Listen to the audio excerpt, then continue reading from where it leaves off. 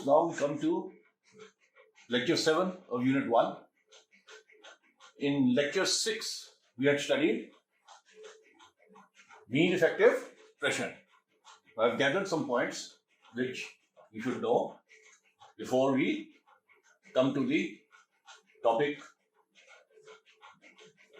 Now, some facts about brake mean effective torque. Brake mean effective pressure produces the brake mean effective torque. For any internal combustion engine, the maximum BMP is obtained at full load for a particular engine speed. So when will you get the full maximum BMP, mean effective pressure, brake mean effective pressure? At full load. Second point to note, throttling the engine decreases the BMP due to higher pumping loss. When you're accelerating, pumping losses increase and therefore the BMP also decreases. For a fixed engine displacement, the engine displacement is fixed, it is VD. If we increase the BMEP, we produce more effective torque at the crankshaft. Means for a fixed size of the engine, if we increase the BMEP, the torque will also proportionately increase at the crankshaft. A brake means at the crankshaft.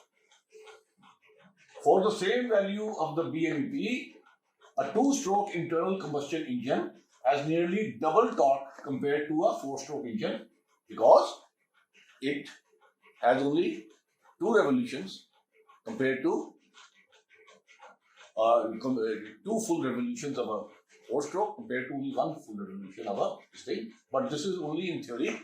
Practically, it is not so. The higher the brake mean effective pressure, the higher the mechanical and thermal stresses on the engine components. And that is why invariably the diesel engine is built more sturdy, it is heavier for the same power output because it has a higher CR. Also, the higher the BMP, the higher the mechanical, the thermal and mechanical stresses will increase. That's why the engine needs to be very sturdy. And the diesel engine is always more sturdy than a petrol engine. So, these points I have made for you to keep in mind. Now we come to the final topic of Unit 1, the difference between the actual and ideal diesel cycle. Now on the chart, this is the ideal cycle and this is the real cycle on the PV diagram. In an ideal diesel cycle, there are a lot of assumptions. So, it differs from an actual diesel cycle. A lot of assumptions are made while making the theoretical PV diagram ideal conditions. The ideal diesel cycle does not occur, this never occurs, and there are many losses in each process. There are so many processes which we have studied. In each process there are losses. We will come to that. For an actual cycle, the shape of the PV diagram is similar. It's almost somewhat similar to the ideal, but the area, the work area enclosed,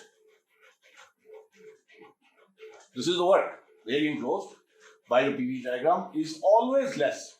This area will always be less for the actual compared to the ideal cycle.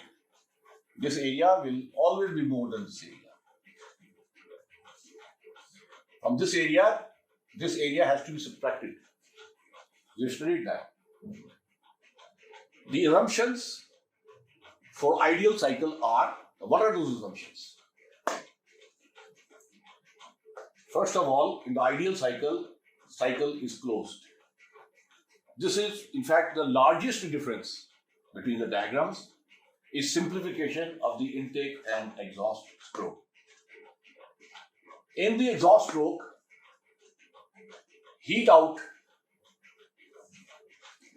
is ejected to the environment, but actually it is ejected from the engine in real cycles. In the real cycle, burnt gases leave the engine and is replaced by a new mixture of air and fuel. Whereas in the ideal, it's a closed. That means the same keeps repeating. Fluid and air keeps repeating. That is the assumption made. Isobaric heat addition. It is never isobaric in real engines. Constant pressure, it's impossible to achieve constant pressure. Heat addition. No heat transfer. There is no heat transfer in an ideal cycle. Compression. In compression, the gas is compressed adiabatically from state 1 to 2. In real engines, there are always some inefficiencies. There are inefficiencies that reduce the thermal efficiency. You see? And this will be smaller, 1 to 2. That reduce the thermal efficiency.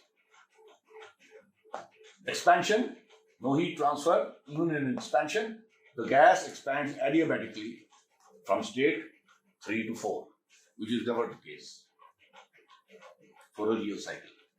Number 4, complete combustion of the mixture. It is assumed that whatever air-fuel mixture is put into the cylinder, it completely burns, which is not so.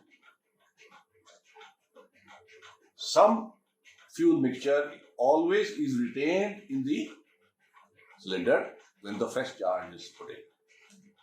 That's where the volumetric efficiency comes in, when volumetric efficiency depends on the exhaust valves. The exhaust valves, there's a limit to the size of the exhaust valve, and there's a limit to the size of the intake valve depending upon the diameter of the engine. So it's a restricted passage, and during that time interval, the complete burnt charges don't go out, and the inlet charge which has come in, the air and fuel mixture, some of it is still is thrown out of the exhaust. No pumping work. The fifth assumption which is made for an ideal cycle is there is no pumping work. What is pumping work is the difference between work done during exhaust stroke and work done during the intake stroke. In real cycles, there is a pressure difference between exhaust and inlet pressures. Inlet pressure may be a turbocharger or supercharger which is throwing air into the cylinder. This is a different pressure, and the exhaust, after the burnt gases are exhausted, that pressure is different. Here it is assumed that there is no pumping work, it's same.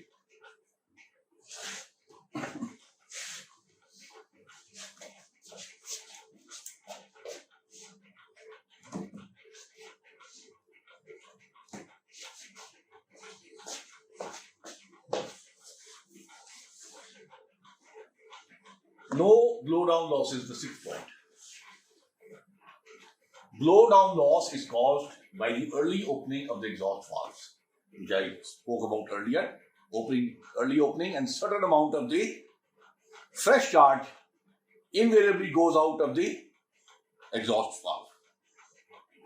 This results, so naturally there will be a loss of power compared to the real cycle. This results in a loss of work output during the expansion stroke. No blow-by loss. What is blow-by? Blow-by is when the burnt gases or even the air-fuel mixture, they cross from the side of the piston through the rings into the sump. That is blow-by. Blow-by is around 5 to 10% in new vehicles, new engines, and can go right up to 15 to 20% as we keep running the engine. The blow-by loss is caused by the leakage of compressed gases through the piston rings and other ceramics, as I mentioned. And this is for this reason. The oil change, the engine oil change is changed every 10, 15,000. They are good oils these days, synthetic oils. where they even say you can change it after 15,000. And whereas the oil in the gearbox is changed after 40,000. The reason is that the engine oil gets contaminated by blow-by. In fact, my car, which is a Ford, they say that the gearbox oil lasts forever. There is no need to change for the entire life of the vehicle. Here, again in the real cycle, it is assumed that there are no frictional losses, and we know there is so much of rubbing, so much of movement of parts up and down, that there are bound to be losses due to friction.